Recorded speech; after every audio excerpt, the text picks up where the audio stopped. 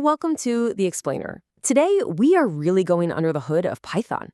We're going to look past that clean, beautiful syntax and figure out what's actually happening when you hit run. So, you write a simple line of code, right? Like print hello world. And poof, Python just gets it. It feels instantaneous. It feels like magic. But here's the thing. It's not magic at all. It's actually a super carefully designed and optimized process.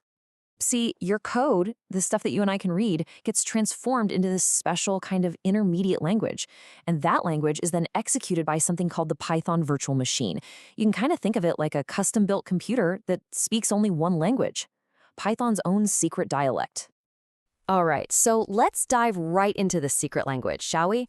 To really get it, we've got to follow the journey your code takes. From the moment it's just a simple text file to when it's actually running on your machine.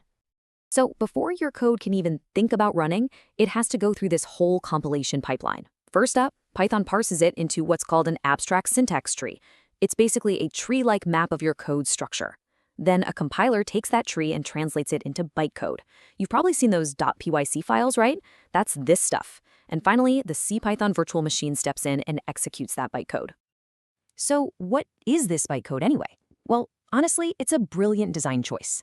It's not quite machine code for your CPU, but it's way closer to the metal than your Python script. And this is the key part. Because it's executed by a virtual machine, the exact same bytecode can run on Windows, Mac, or Linux. No changes needed.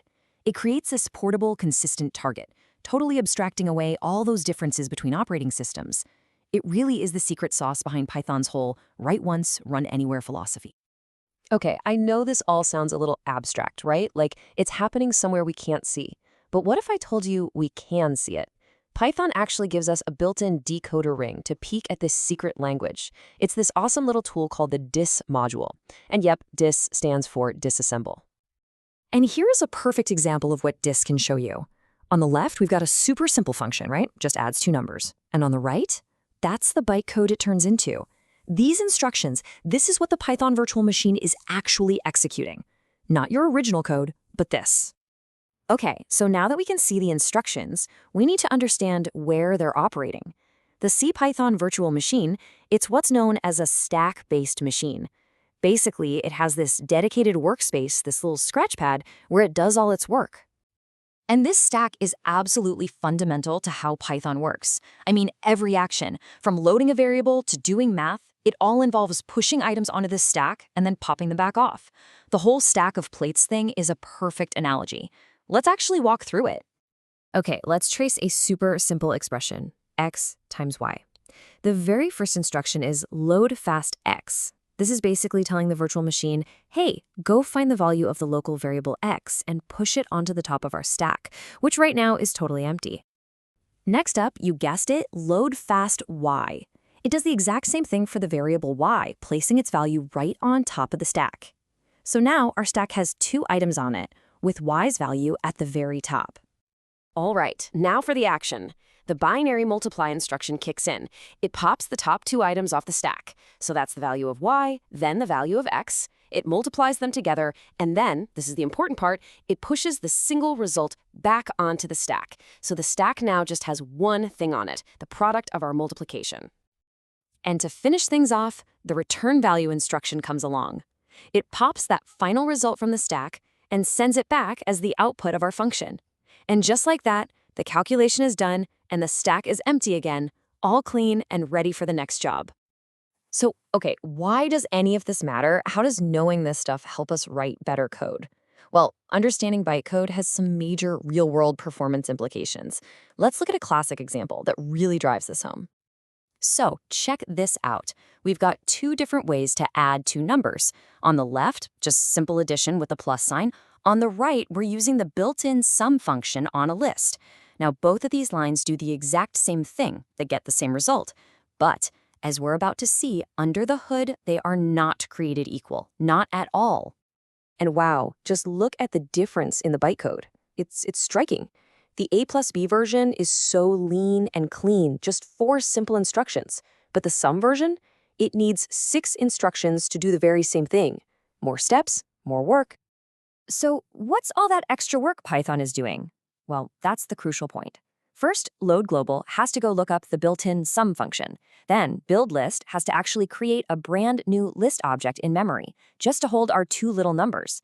And then finally, call function has to make a formal function call, which always has its own bit of overhead.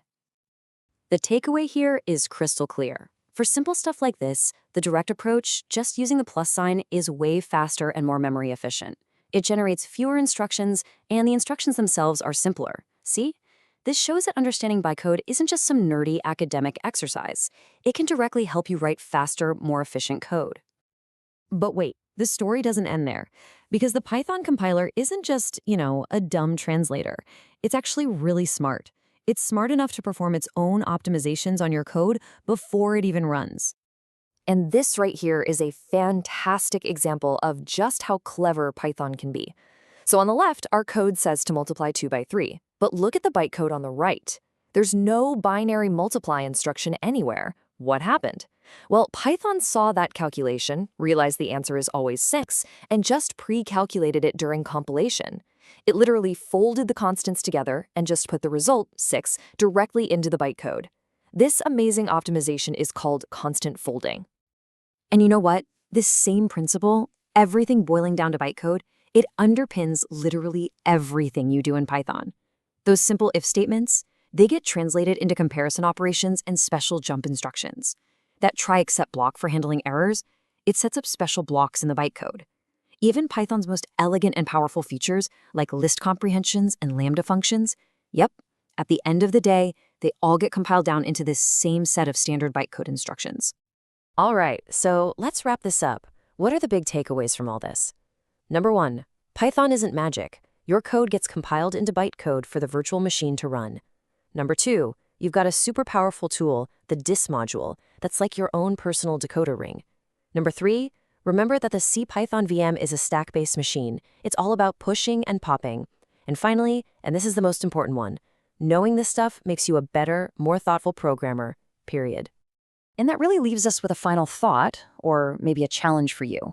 Now that you have the tool, now that you know about the dis module, the next time you're curious about performance, or you're wondering why one chunk of code runs faster than another, don't just guess. Disassemble it. See for yourself what Python is really doing under the hood. I guarantee you're going to be surprised by what you find.